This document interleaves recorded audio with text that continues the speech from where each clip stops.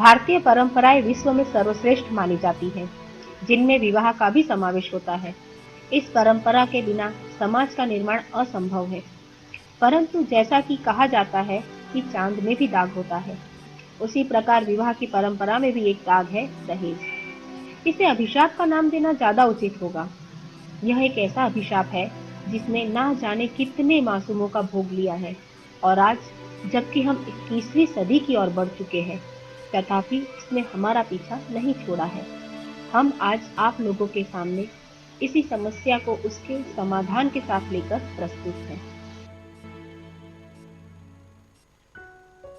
बाबूजी, आखिर आप ऐसा क्यों कर रहे हैं? ये मेरा आखिरी फैसला है। विदा नहीं होगी मतलब नहीं होगी। आपने ये फैसला लेने से पहले एक बार भी मेरी बहन के बारे में नहीं सोचा? मुझे इन सब बातों से कुछ भी लेना देना नहीं है। मैंने जो कह दिया सो कह दिया। अभी मेरी माताजी विमला के साथ आती ही होंगी। जरा उनके बारे में तो सोचिए। यह सब सुनकर उन पर क्या गुजरेगी। आप भी जानते हैं कि हर लड़की पहला सावन अपनी सखी सहेलियों के साथ हंस खेलकर बिताने का सपना देखती है। जानता हूँ।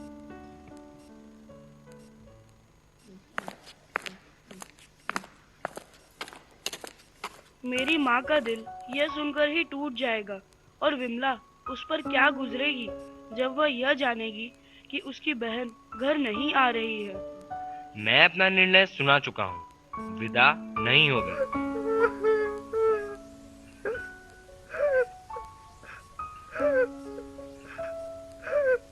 अरे माँ जी, चुप हो जाओ, काहे रोवत हो?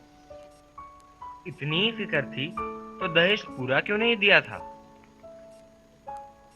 समधी जी, आप यह क्यों बोल रहे हैं कि आपकी भी एक बेटी है जिसका विवाह आपने भी अभी अभी ही किया है? यदि यही बर्ताव उसके ससुराल वाले भी। अपनी मर्यादा में रहिए समधन जी। अब मुझसे बराबरी कर रही हैं? मुझसे? अरे मैंने अपनी गौरी की शादी में बारातियों की जो खातिरदारी की थी कि सभी दंग रह गए थे। इतना दहेज दिया कि देखने वालों ने दांतों तले उंगली दबा ली। तुम लोग मुझसे बराबरी करोगे? अरे ये बाबूजी पगला गए हैं का? बाबूजी, आप मेरी माँ से इस तरह से बात नहीं कर सकते हैं। विमला, चुप हो जा। रमेश गया है गौरी को विदा करने। कुछ देर में उसे लेकर आता ही होगा। मेरी बेटी पहला सावन यहाँ बिताएगी। तुम्हारी बेटी, तुम्हारी बहन के सपने कभी पूरे नहीं होंगे, और सपनों के खून का दाग तुम्हारे हाथ और तुम्हारी माँ के आंचल पर होगा। समझे? हे राम, कहाँ है खून का दाग? माँ जी, अपना आंचल तो दिखाओ जरा। हाँ हाँ, दिखाओ दिखाओ। मेरी बहन आपकी बहू भी लगती है बाबूजी। बहू बेटी को एक ही तराजू पर तोलने की कोशिश ना करें। बहू बहू है और बेटी बेटी है। प्रमोद, चुप हो जाओ बेटे। बहस करने का कोई लाभ नहीं है। हम शायद पत्थर से अपना सिर टकरा रहे हैं। लेकिन माँ, ये तो ज्यादती है ना? सही पकड़े हैं। ठीक है, जब आप अपनी जिद पर ही अड़े हैं तो कम से कम जाने से पहले एक बार अपनी बहन से मिलने की इजाजत तो दे दीजिए। जरूर, मगर ये बात तुझे जरूर समझा देना कि बिना पूरा दहेज दिए अगली बार तुम लोगों से मिलना संभव नहीं हो पाएगा। अरे वो झिंगालाल के बच्चे। जी बाबूजी। जाकर कह दे गौरी की माँ से कि बहू को भेज दो, अपने भाई से मिल ले आकर। मैं तब तक जाकर देखूं कि माली के बच्चे ने झूला डाला है या नहीं। गौरी के लिए झूला डलवा रहा हूँ लॉन में।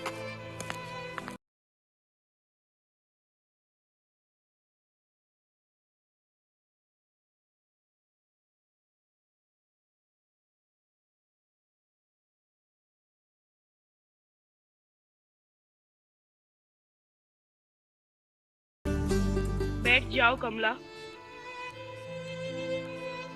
ये क्या पागलपन है? क्यों रो रहे हो तुम सब? अभी मैं जिंदा हूँ माँ। हाँ बेटा, मैं जानती हूँ और मैंने फैसला ले लिया है। हम अपना घर गिरवी रख देंगे, मगर कमला पहला सावन तो हमारे साथ ही बिताएगी।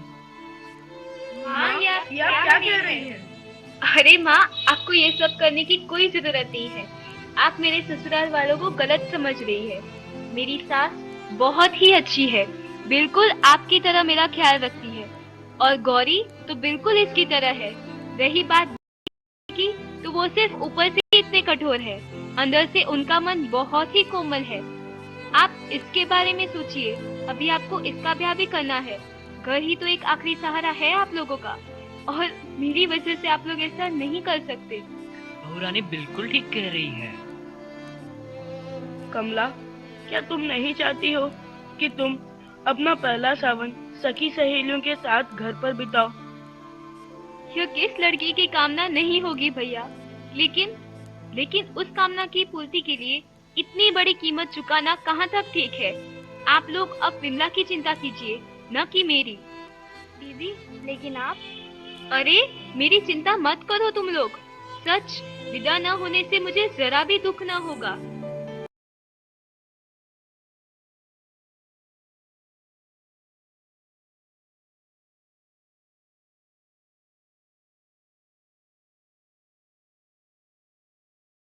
लेकिन आज नहीं तो कल रुपया तो देना ही पड़ेगा ना दीदी।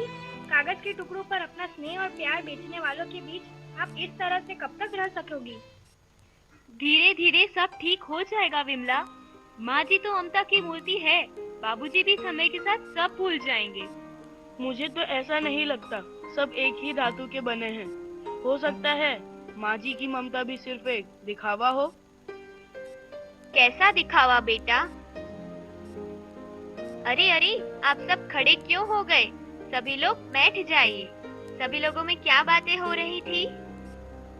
कुछ नहीं समधन जी, बस हालचाल पूछ रहे थे। अरे हाँ, विदा के लिए क्या कहा उन्होंने? जानती हूँ, मना ही किया होगा। बहुत जिद्दी है वो। कब से उन्हें समझाने की कोशिश कर रही हूँ। वैसे क्या कहा उन्होंने? मुझसे क्या छुपाना? मैं भी तुम लोगों के परिवार की सदस्य जैसी ही हूँ। बताओ, कितने रुपये मांग रहे हैं वो? जी रुपए की तो कोई बात नहीं हुई है।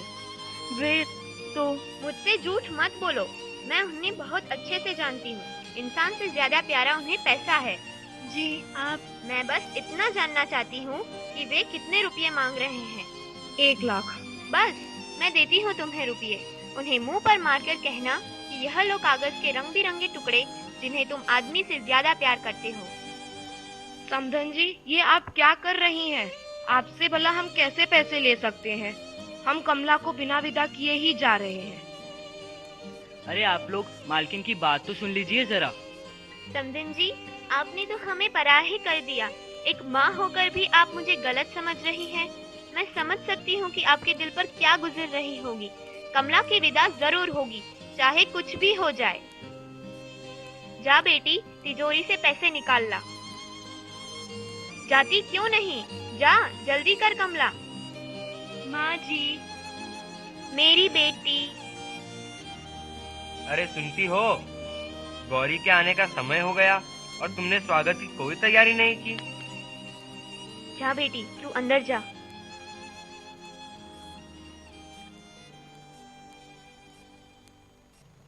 अरे जल्दी तैयारी करो, मुझे जरा इन लोगों को भी बताना है कि नाक वाले अपनी बेटी का स्वागत कैसे करते हैं।